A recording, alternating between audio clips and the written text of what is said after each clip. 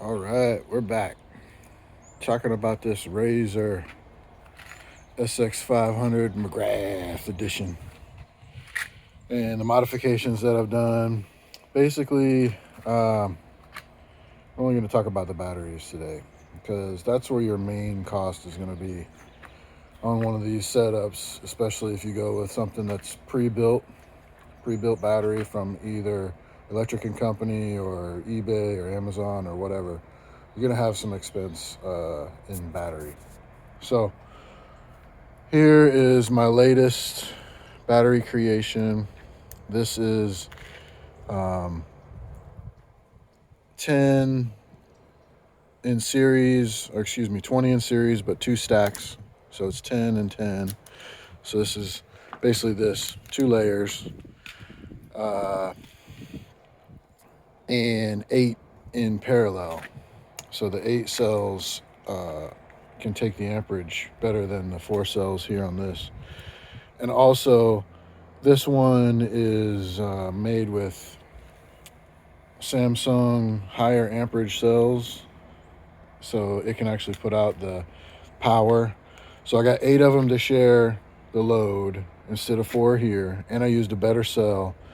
It's lower capacity, but you either get capacity or you get amperage, and I learned that through this process. So these guys are good for capacity, but not amperage. These guys are good for amperage, but not capacity. So that's what you want to get on one of these, unless you've got a really high amount in parallel, which this is eight, this is four, um, that can share the load, and you need the capacity. You're probably going to want to go with amperage design cells. So this setup is, like I said, eight in parallel, and I stuck a piece of plywood in here, measured to the size of the um, spot for the stock battery, and it fits on there nice, and it's not riding on the metal because the plywood was half inch, so it was able to take up the space for that. So the battery is actually sitting on the wood, which is good. And post office isn't going to like me using their priority mail tape, but I couldn't find any other packing tape, so I just used that. This is not complete. You can see this is not correct. I got some electrical tape for this and some zip ties and stuff, but what's under here is just ring terminals held together with nuts and bolts. That's what's making my connections, and they're made to be adjusted to take this apart. I didn't want to solder this stuff all together, so it's just a nut and a bolt protected under the tape. Um, the other thing is same setup as before. The BMS doesn't do anything when the energy is coming out into the controller. I got separate wiring for that. So it's only BMS is only involved when there's charging. And so this is my BMS connection. And right now it's going to my battery meter, which I like. You can get these off Amazon. I'll put a link in the description. But you tell them how many cells you have in series and what your cell technology is, and it'll tell you where your voltage as well as your state of charge is. Since you told them how many cells you're dealing with, it can keep track of that. So, of course, here's the Heart batteries that started this whole thing off, and they're still viable. I could still use them in this setup. I just used my wire connectors and plug them into this XT90, so I could still use those guys, no problem. I just take this battery out, unstrap it from here, and strap down these two of these. And here's the cell holders that I chose to go with. These were really easy and they worked out.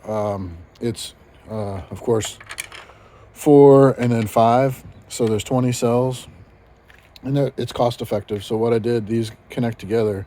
So I got one on this side, one stuck together on this side, and that makes my 8 in parallel, and then another one back here and another one back here, and that makes my 10 in series. And then I just stacked them on top. And the wiring, I just used some speaker wires, basically because I wanted some more surface area to make these connections. You can see I soldered these on two per main positive and main negative. That way I got some good copper going there, and I also did that for the connections between the two stacks. So on this other side, I've got connections going. I think it's the other side. Maybe one of these sides.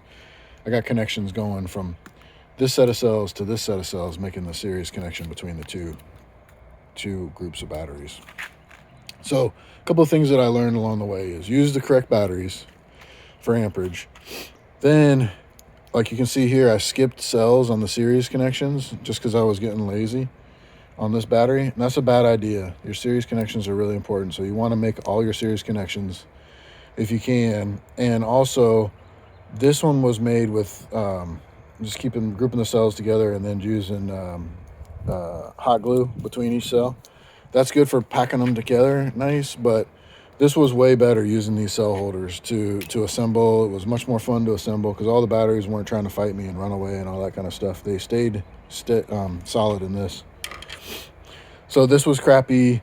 Also, if I was going to do it over again on this one as well, I just used a single strip of nickel, and I had to make all of these spot welds and stuff.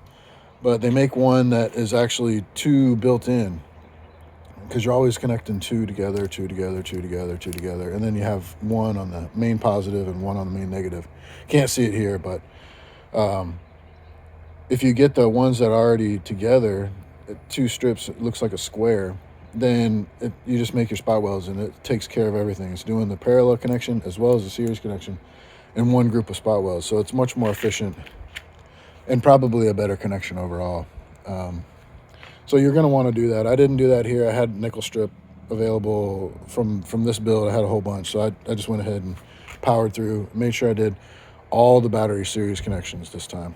Another thing I didn't do with this one that I should have is this is crappy. The way this is all set up, it's not very well done. These connectors for the balance leads are kind of crappy. So I paid more attention to that on this one. And so the balance leads, I drilled a hole right here in this edge and let my balance leads go through. So they're not extra tin or anything. They're going on. And then I made like the solder right there for the balance lead, solder right there for the balance lead. And it's a lot more tidy that way. So what I still have to do with this, and it's in the testing form still, is I'm going to get some of that blue heat shrink to cover the whole thing once I get the right size for this. And then I'll heat shrink plastic this whole battery here. And then that'll make it a little bit more weather resistant, dirt resistant, that kind of stuff. And I'll clean up these wires and zip tie them down and all that before I get the heat shrink on there. And so it'll look way more professional once I do that. But at least here you can see what's going on. BMS here, I put a little bit of extra foam here to cushion it when I strap it down. And yeah, so that's my setup, and it made a big difference as far as when I talked to my other videos about this thing dropping down to like 60 volts when I gunned it, just because there wasn't proper cells and not enough of the cells. This thing is how I figured that out. It'll show you the voltage readout all the time. And so this new battery, when I gun it, it only goes down to like 78 from 81, for example. It goes down a couple volts, but not anything like this one did. So that's telling me that I used the right cells and I connected them well enough that at least I'm not getting that much sag. And also another item that I found valuable in this process was a good high wattage soldering gun. I was using some crappy $15 one I got at Home Depot, and it wasn't able to heat up the thicker gauge wiring very well, especially when you make these XT90 connectors and you've got some big wire going in there. You got to get this heated up really well, and this guy is worth it. So I'll put a link for this down in the description. Also, this is the thing that I was using to make my spot welds. Spot welders are really kind of all over the place, expensive and all that kind of stuff. This was like 60 bucks, and I had to run it on its hottest setting to make all these spot welds for any of this stuff, and it did it, but it wasn't great. So I don't know if I'd recommend it. It's good for cost effectiveness and it's all built in one unit with this battery in here and all that stuff. So it can do it, but barely. And make sure you get some Kapton tape. This stuff is pretty cool, pretty handy. And if you need to take it apart, it's not like packing tape where it's going to leave a bunch of residue behind and mess you up. Like this packing tape here, it's sitting on top of Kapton tape. So I could take this apart and redo it if I wanted to without a whole bunch of big old mess. But yeah, so I got these cells off of a website that doesn't have them anymore, but they were brand new. And that's another tip is don't buy used cells. Like I spent a lot of time with these used cells. Not only are they the wrong type, but I had to use a charging device and check the capacity and write the capacity on the side of each cell and group them in capacity similar and all that. I did all that work. And for this one, since they're all brand new, all I had to do was throw them in. I checked voltage on a couple, they're all the same. So I just threw them in the holders. I didn't have to do any of this. I spent weeks doing all this crap for all these cells, and you don't even see the cells that I'm gonna have to throw away because they didn't meet the spec, or they were just dead from the get-go because I harvested them out of the stuff that was already used. I didn't have any dead cells. I didn't have any drama with this. Brand new cells, and it didn't really even save me that much money going to these versus these. I think this was like $100 to get into my house, and that was for like 160 cells, but I didn't end up getting that many when I harvested them because some were bad, dead, whatever. This I got 200, which is more than I need because I'm using 160 here. So now I got spares, and they're all good. I didn't have any drama. So that's another big tip is if you can help it, get new cells and get the right amperage cells and save yourself this trouble right here. I had to buy wrap to rewrap the cells. I had to get the insulating spacers, and I had to take all of them apart. I mean, I spent all kinds of time on this crap, and I could have just got new cells and saved myself all that headache. But that's part of the deal. Learn how to do this stuff, learn what's up. But the bike is, of course, legit, hauls butt. It's even faster now. I got it up to 35, which for this little bike is probably too damn fast. It's a little sketchy at that speed. Had it up to 32 on the drill batteries, so I was getting some voltage sag on those. Obviously, there's only two in parallel on these packs. When you put the two together, you're still only getting 2 cells in parallel, whereas this is 8 cells in parallel. So I don't care what kind of cell you got, it really can't throw out that kind of amperage versus sharing the amperage on 8 cells and 2. So I was getting some voltage sag on those guys. These guys are much better, and I'm getting the 35 miles an hour top speed, and that's with a 12 tooth gear on the motor. So that's it. Enjoy your ride. See what you think. Comment, subscribe, post your build. See ya.